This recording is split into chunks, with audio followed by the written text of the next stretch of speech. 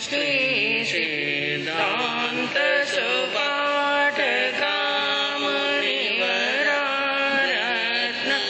त्रयाराधिकं पंचैते परमेष्ठिनं प्रतिदिनं कुर्वन्तु नो मंगलम्। मंगलम् भगवान् वीरो मंगलम् गौतम प्रभु मंगलम् शूलिभद्रा जैन धर्मोऽस्तु मंगलम्। अज्ञानतिमिरन्धस्य ज्ञानाञ्जनशलाकया चक्षुरुन्मीलितं येन तस्मै श्रीगुरवे नमः। सत्त्वेषु मैत्री गणेशो प्रमोदं क्लिष्टेषु धीरेषु कृपापरत्वम् मध्यस्थभावं विपरीतवृत्तौ सदा ममात्मा विदधातु देव सदा ममात्मा विदधातु देव। अहिंसा के अग्रदूत, त्रयकाल दृष्टा, भवी जीवों के तारनहार, शासनेश प्रभु श्रमण भगवान महावीर स्वामी के चरणों में कोटि कोटि वंदन। दीन दुखियों के मसीहा, करुणा के सागर, परम पूज्य गुरुदेव श्रमण सूर्य मर्धर केसरी श्री मिश्री मलजी महाराज साहब के चरणों में कोटि कोटि वंदन। पाठ पर विराजमान परम श्रद्धेय, परम विदुषी, मधुर व्याख्यानी, सरल मना पूज्य गुरुनाथ जी महाराज साहब के चरणों में कोटि कोटि वंदन। धर्म प्रेमी बंधुओं, शीलवती माताएं बहनों, आपके सामने वर्णन चल रहा है श्रीमद् उत्तराध्ययन सूत्र के 5वें अध्ययन का, जिसके अंदर वर्णन चला सकाम मरण का, पंडित मरण का, और बताया गया 18वीं गाथा के अंदर प्रभु ने फरमाया कि 3 प्रकार की आत्माओं को पंडित मरण की प्राप्ति होती है, जिसमें सबसे पहला बताया पुण्यवान प्राणियों को, और दूसरा बताया संयमी को, और तीसरा है जितेंद्रिय। पुण्यवान, संयमी और जितेंद्रिय महान आत्माओं को, महात्माओं को पंडित मरण की प्राप्ति होती है। और उनका मरण और उनका पंडित मरण कैसा होता है? जो प्रसन्नता से युक्त होता है, व्याघात से रहित होता है, बड़ा सहज होता है और बड़ा ही सरल होता है। ना ही तन में पीड़ा और ना ही मन में पीड़ा, किसी प्रकार का व्याघात नहीं, यानी बाधा नहीं है। ना किसी के प्रति राग का भाव होता है और ना ही किसी के प्रति द्वेष का भाव होता है। ऐसा बड़ा ही सहज मरण प्राप्त होता है। और अगली गाथा के अंदर प्रभु ने क्या उपदेश दिया? न एमं सर्वेषु भिक्षुषु, न एमं सर्वेषु गारीषु, नानाशीला अवरथा विषमशीलाय भिक्षुणो सन्ति एगेहिं भिक्षुहिं गारथा संजमुत्तरा गारथे हि यशवेहिं साहवो संजमुत्तरा। अर्थात यह पंडित मरण, यह इमें सव्वेसु गारेसु, यहाँ पर क्या बताया? यह पंडित मरण है, ना तो सभी साधुओं को होता है और ना ही ही सभी श्रावकों को, गृहस्थों को होता है। जरूरी नहीं है कि सभी साधुओं को, सभी निर्ग्रंथ मुनियों को और सभी पंच महाव्रतधारियों को पंडित मरण ही होगा, यह भी कोई जरूरी नहीं। और सभी श्रावकों को यह पंडित मरण होगा, यह भी कोई जरूरी नहीं है, क्योंकि न इमं सवेसुसु और भिक्षुसु न इमं सवेसु गारीसु, ये सभी भिक्षुओं को और सभी ग्रस्तों को होने वाला नहीं है, क्योंकि नाना शीला अगारथा, अगारथा यानी अगार धर्म को पालने वाले एक जो श्रावक हैं वो भी नाना शीला, तरह तरह के शील वाले होते हैं, तरह तरह के आचरण वाले होते हैं, तरह तरह के विचार होते हैं और तरह तरह की सोच वाले होते हैं। तो नाना शीला अगारथा, सभी ग्रस्त भी अच्छे आचार और विचार वाले नहीं होते हैं। और विषम शीला या भिक्षुनो, कई साधु भी ऐसे हैं, साधुपना ले लिया है, प्रभु महावीर के पथ पर चल भी रहे हैं, लेकिन कई साधु भी विषमशील वाले होते हैं। ताकि सभी साधुओं का आचार अच्छा हो, विचार अच्छा हो, यह भी जरूरी नहीं। सभी श्रावकों के आचार, विचार और सोच अच्छी हो, यह भी कोई जरूरी नहीं। क्योंकि मनुष्य का स्वभाव क्या है, वो कहता कुछ और है और करता कुछ और है, सोचता कुछ और है, बोलता कुछ और है और क्रिया कुछ और है। मनुष्य की कथनी कुछ और है और करनी कुछ और है। सत्य मायने में एक संत की परिभाषा देने के लिए बैठे कि सच्चा संत किसे कहते हैं, तो सच्चे संत की परिभाषा शॉर्ट एंड स्वीट, बहुत कम शब्दों के अंदर ज्ञानियों ने क्या कहा, सच्चा संत वो होता है जिसकी कथनी और करनी एक होती है। जैसा वो सोचता है वैसा वो बोलता है, जैसा वो बोलता है वैसा ही वो करता है। जिसकी कथनी और करनी एक हो वो होता है सच्चा संत, वो होता है सच्चा श्रावक। बाकी कथनी कहीं और जा रही है, करनी कहीं और जा रही है। ऊपर से अपने आप को धर्मात्मा बताता है। मनुष्य अपने आप को दुनिया के सामने क्या बताना चाहता है कि मेरे से बढ़कर के कोई धर्मात्मा नहीं, जबकि उसके भीतर के अंदर एक बड़ा ही पाप आत्मा छिपा हुआ होता है, दुष्ट आत्मा छिपा हुआ होता है। क्योंकि इंसान के भीतर ही भगवान भी है और इंसान के भीतर ही शैतान भी है। भगवान भी हमारे भीतर है और शैतान भी हमारे भीतर है, राम भी हमारे भीतर है और रावण भी हमारे भीतर है, कृष्ण भी हमारे भीतर है और कंस भी हमारे भीतर है, गौतम भी हमारे भीतर है और गौशालक भी हमारे भीतर है। उसके आचरण से पता चलता है कि वो सच्चा संत है या सच्चा श्रावक। और प्रभु महावीर की वाणी इस अध्ययन की यह गाथा कहती है, सभी साधुओं को पंडित मरण होने वाला नहीं, सभी श्रावकों को भी पंडित मरण होने वाला नहीं। उन साधुओं को पंडित मरण होता है, उन श्रावकों को पंडित मरण होता है जिनका आचरण, जिनका शील, जिनकी सोच और जिनके विचार उत्तम होते हैं। बाकी ऊपर से सफेद सफेद और अंदर से काला।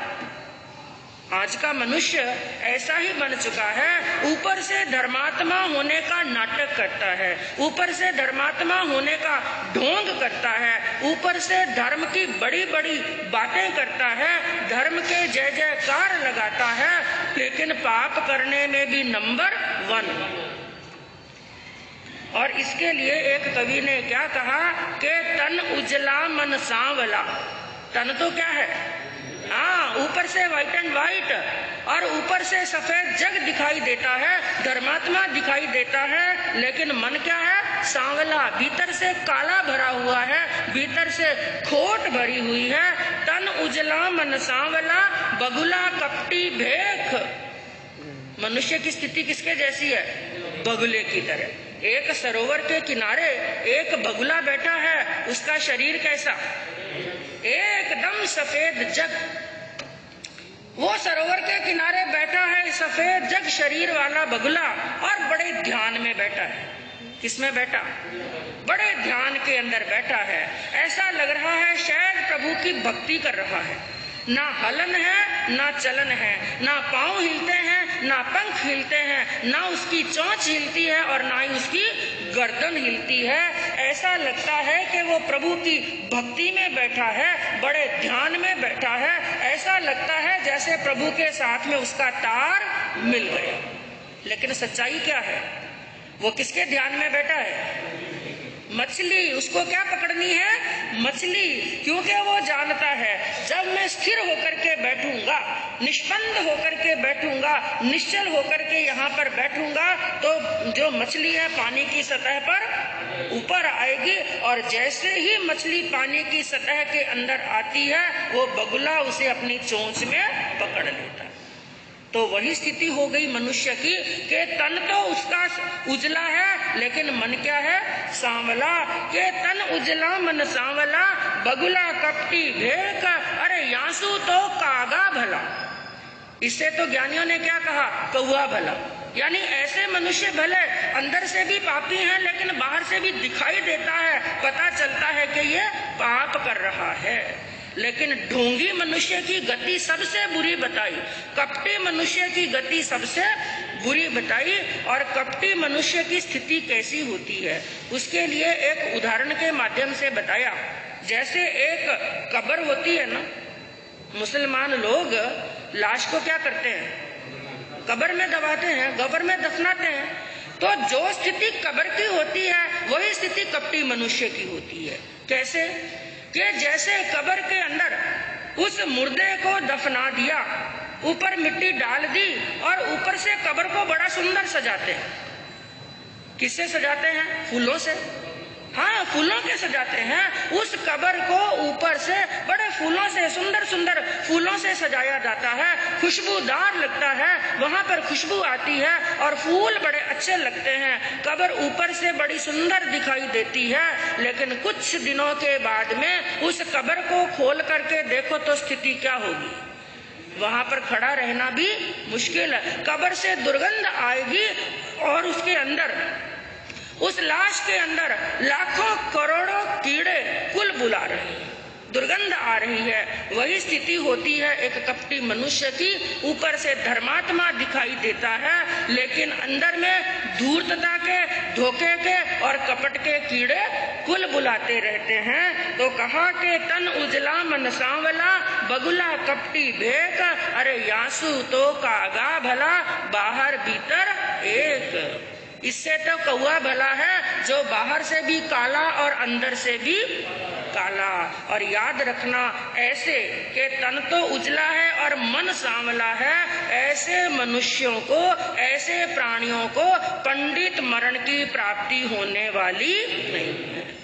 जो बाहर से भी उजले और अंदर से भी उजले, ऐसे जो स्वच्छ आचार वाले होते हैं, निर्मल आचार वाले, चाहे वो संत है चाहे वो ग्रस्त है, उनको पंडित मरण की प्राप्ति होती है। और क्या कहा कि कई नामधारी साधुओं की अपेक्षा कई ग्रस्त उत्तम संयम वाले होते हैं। कई साधुओं की अपेक्षा कई ग्रस्त भी उनसे उत्तम संयम वाले, उत्तम शील वाले, उत्तम आचार वाले, उत्तम विचार वाले हो सकते हैं और होते हैं। जरूरी नहीं है कि साधुपना ले लिया, घर बार का त्याग कर दिया और महाव्रतों को अंगीकार कर लिया, सन्यास का रास्ता अपना लिया, वो संत ग्रस्त से श्रेष्ठ ही हो। यह जरूरी नहीं, क्योंकि ग्रस्त अवस्था के अंदर रह करके भी वो ऐसे आचार का पालन कर सकते हैं जैसे आनंद श्रावक का वर्णन आता है, जैसे पूर्णिया श्रावक का वर्णन आता है, जिनकी सामायिक का मोल क्या उसकी दलाली का मोल भी राजा श्रेणिक नहीं चुका सका। ऐसे कई श्रावक हुए और आज के समय के अंदर भी कई ऐसे श्रावक हैं जो उत्तम आचार का पालन करते हैं। उन श्रावकों के सामने एक साधु का आचार भी कोई मूल्य नहीं रखता। तो क्या कहा? कई साधुओं की, कई नामधारी साधुओं की अपेक्षा, यानी साधु हैं लेकिन कैसे साधु हैं? नामधारी, बस नाम के साधु हैं। दिखने में वो साधु हैं लेकिन अंदर से साधुपना नहीं है। ऐसे नामधारी साधुओं की अपेक्षा कई गृहस्थ उत्तम शील वाले होते हैं और सभी गृहस्थों की अपेक्षा कई साधु भी उत्तम शील और आचरण वाले होते हैं। चिराजिनम नगीनिनम जड़ी संघाड़ी मुंडिनम ए आणी वीयतायंती दुशीलम परियागयम। ये साधुपना भी कई प्रकार का होता है। अलग अलग धर्मों के अंदर अलग अलग वेशभूषा होती है। अब जैसे हमारे जैन धर्म के अंदर भी श्वेतांबर भी हैं और दिगंबर भी हैं। सफेद वस्त्र पहनने वाले साधु भी हैं और बिना वस्त्र पहनने वाले साधु भी हैं। मुंह पत्ती धारण करने वाले साधु भी हैं और बिना मुंह पत्ती धारण करने वाले साधु भी हैं। इसके अतिरिक्त अन्य धर्म के अंदर भी कई प्रकार के सन्यासी होते हैं, जैसे चीवर धारण करने वाले और मृग चर्म। कई साधु होते हैं वैसे तो शरीर के ऊपर कुछ धारण नहीं करते हैं, लेकिन मृग के शरीर की छाल धारण करते हैं या सिंह के शरीर की छाल को भी धारण करते हैं। कई नग्न रहते हैं, शरीर पर लंगोट भी धारण करने वाले। और कई ऐसे साधु होते हैं जड़ी, सिर के ऊपर जटाएं धारण करते हैं। आपने देखा होगा, कई बार देखा शरीर के ऊपर बड़ी बड़ी क्या होती हैं, जटाएं होती हैं। और दूसरा बताया संघाड़ी, यानी वस्त्रों के टुकड़े टुकड़ों को जोड़ करके एक वस्त्र बनाते हैं। उन टुकड़ों टुकड़ों से जोड़े हुए वस्त्र को धारण करके अपना जीवन यापन करते हैं। और कई बताया मुंडीनम, कई अपने शरीर का क्या कर देते हैं, मुंडन कर देते हैं। लेकिन क्या बताया, ये चर्म धारण करना, मुंडन करना और भगवे वस्त्र पहनना, ये सफेद वस्त्र पहनना, जटाओं को धारण करना और टुकड़े टुकड़े के अंदर बनाई हुई कंठा को धारण करना, ये सर्व सब साधुता के बाहर के चिन्ह है। किसके चिन्ह है? हाँ, क्योंकि साधुपना भी दो तरह का होता है, द्रव्य साधुपना और भाव साधुपना। ये जो भाव चिन्ह, बाहर के जो चिन्ह है, ऊपर के जो चिन्ह है, ये चिन्ह एक आत्मा को दुर्गति से बचाने वाले, दुर्गति से बचाने वाला तो भाव साधुपना ही होता है। क्योंकि एक होता है साधुपना और एक होता है साधुबाना। दो शब्द हैं, कौन कौन से? साधुपना और साधुबाना। और मैं आपसे पूछूं, साधुपना आसान है या साधुबाना आसान है? साधुबाना आसान है, क्योंकि साधुबाना लेने में ज्यादा देर नहीं लगती है।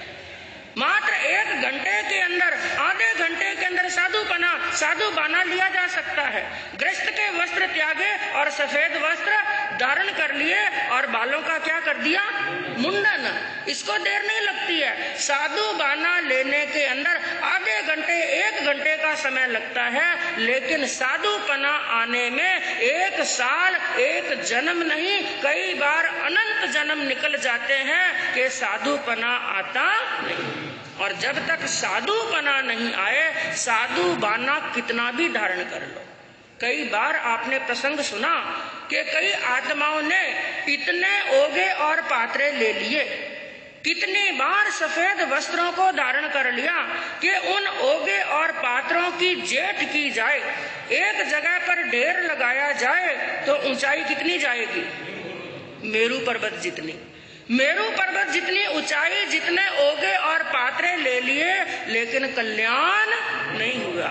कहने का तात्पर्य, साधुबाना तो कई बार ले लिया, लेकिन साधुपना नहीं आया।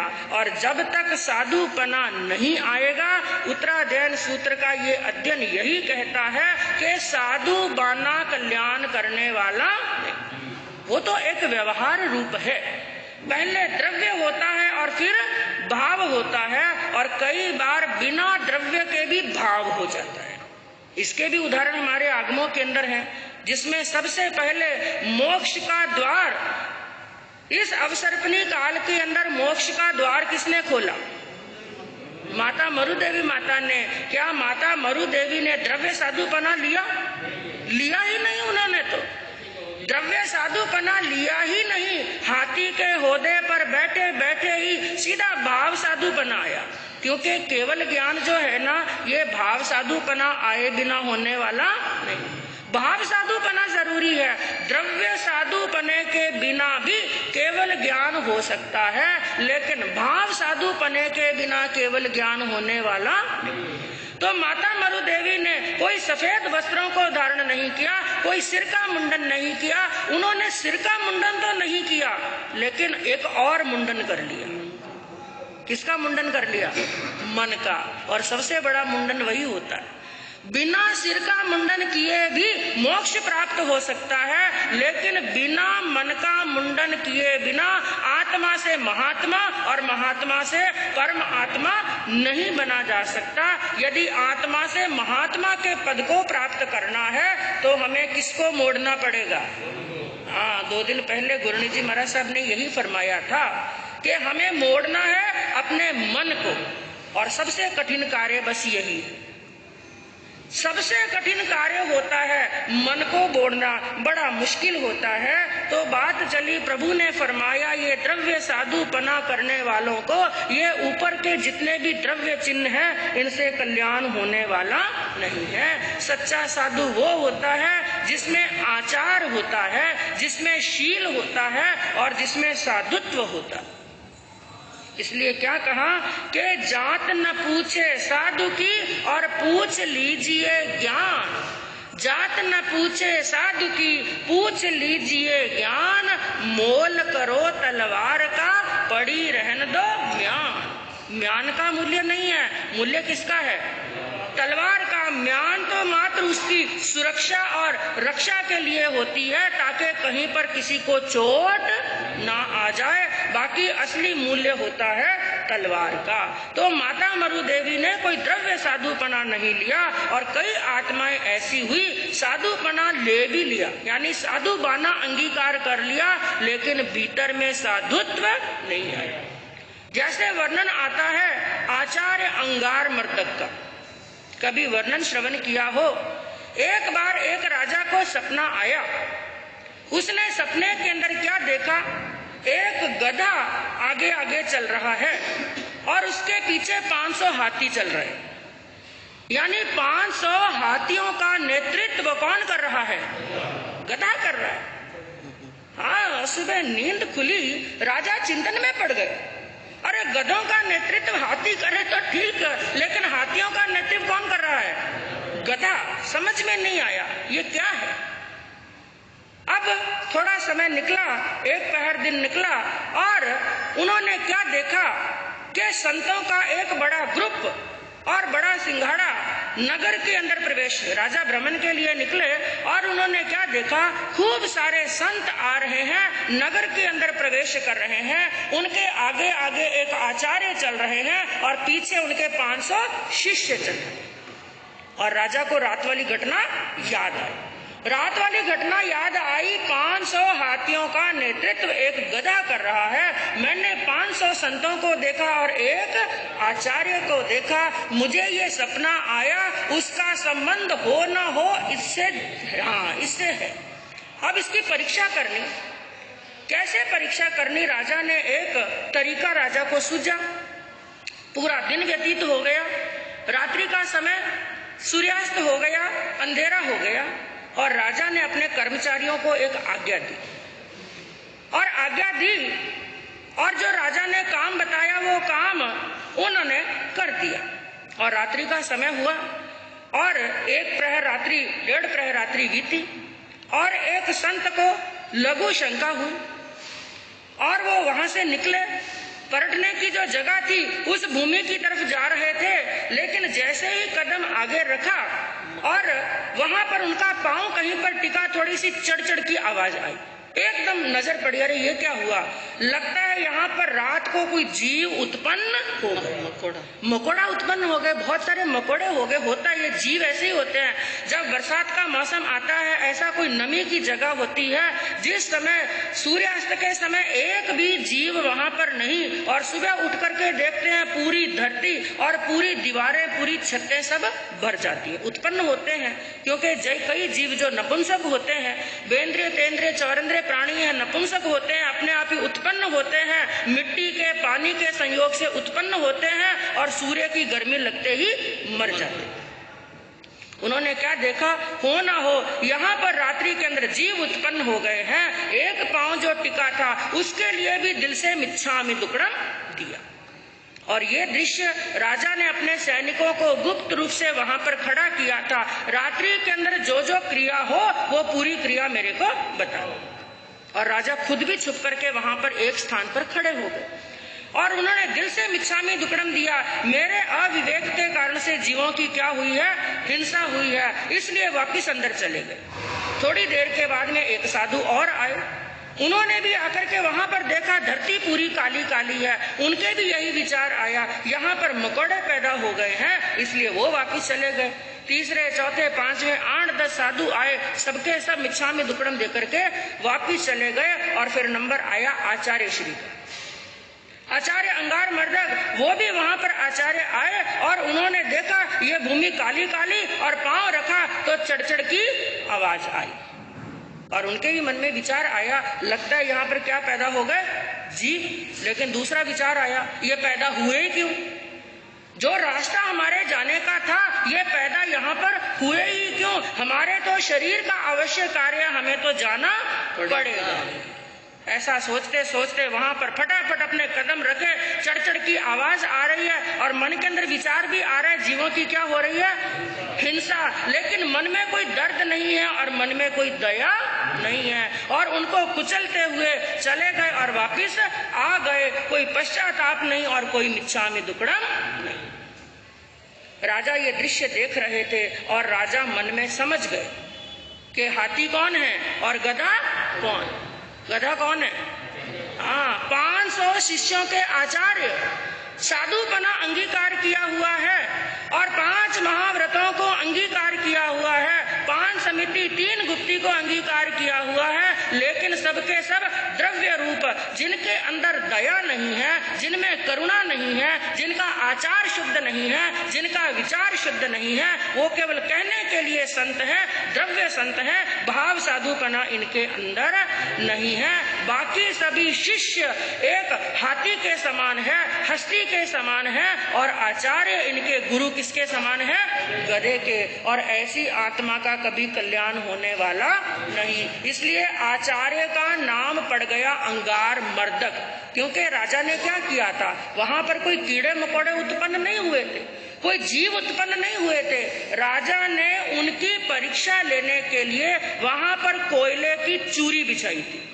क्या बिछा दी थी? कोयले की चूरी। वो तो मात्र उनकी भावना को देखना चाहते थे कि किनके अंदर दया की भावना है और किनके अंदर करुणा की भावना है। तो कहने का तात्पर्य बंधु ये है, चाहे श्रावकपना है और चाहे साधुपना है, चाहे एक श्रावक है और चाहे साधु है, साधु भी चाहे साधु जीवन के अंदर अपने साधु बने का पालन कर रहा है, लेकिन भीतर में यदि साधुत्व नहीं आया, क्योंकि एक बार ये भी प्रसंग चला था आपके सामने, साधु से बढ़कर के कोई सुखी नहीं और साधु से बढ़कर के कोई दुखी नहीं। जितना सुख साधु को है उतना उससे बढ़कर के कोई सुखी नहीं हो सकता, और जितना दुख साधु को है साधु से बढ़कर के कोई दुखी भी नहीं हो सकता। कितना सुख है साधु को, मात्र 12 महीने की दीक्षा पर्याय वाला, ध्यान से सुनना इस बात को, मात्र 12 महीने की दीक्षा पर्याय वाले साधु का सुख कितना, अनुत्तर विमान के देवलोक जितना, सर्वार्थ सिद्ध विमान के देवताओं को भी इतना सुख नहीं होता है जितना मात्र 12 महीने की दीक्षा पर्याय वाले साधु को होता है। ये बात आगमों में कही गई है। और 12 महीने के ऊपर जिनकी दीक्षा पर्याय 12 महीने यानी 1 वर्ष से ऊपर हो गई है, उनको सुख कितना, सदेह यानी देह में रहते हुए मुक्ति के सुखों का अनुभव करता है एक साधु। और साधु का दुख कितना, 7वीं नारकी के नेरिये से भी ज्यादा दुखी है साधु। अब आप कहेंगे वो कैसे? एक तरफ तो इतना सुखी बता दिया कि सर्वार्थ सिद्ध विमान के देवलोक के देवता से भी ज्यादा सुखी, और शरीर के अंदर रहते हुए भी मोक्ष की आत्मा को जितना सुख है ऐसा सुख का अनुभव करता है एक साधु। और दुख कितना, 7वीं नारकी के नेरिये से भी ज्यादा। बस कारण क्या है? भावना का। किसका है?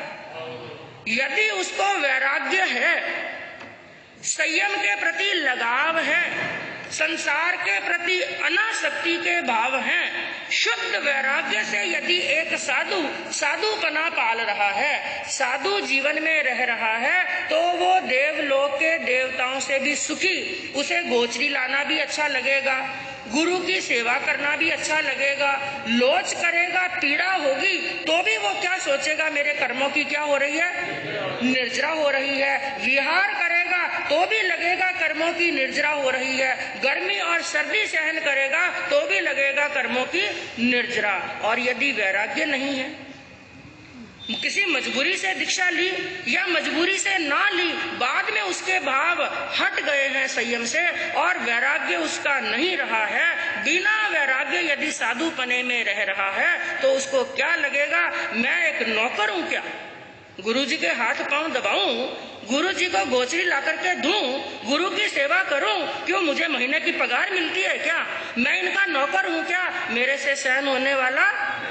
और उसको अंदर कमरे में रहना, उपाश्रय में रहना, स्थानक में रहना भी कारागार की तरह लगता है कि मैं किस में रह रहा हूँ? जेल में। हर क्षण, हर पल, और उसे हर क्षण क्षण दुख होता है। तो कहने का तात्पर्य बंधु ये है, हमारा जैन धर्म केवल भावना के ऊपर ही टिका हुआ है। शुद्ध आचार और विचार वाली आत्मा को ही, शुद्ध शील वाली आत्मा को ही पंडित मरण की प्राप्ति होती है। मात्र 4 लाइनें कहकर के वक्तव्य को विराम दूंगी कि शस्त्र की परख धार से होती है, शस्त्र की परख धार से होती है और वस्त्र की परख तार से होती है।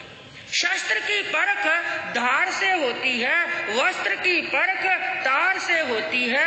धर्म की परख वेशभूषा से नहीं, धर्म की परख वेशभूषा से नहीं, जीवन के पवित्र आचार और विचार से होती है। आचार और विचार से होती है। अपने आचार को, विचार को, व्यवहार को, शील को शुद्ध रखेंगे बंधुओं, तो इस भ्रम पर ब्रह्म कल्याण होगा।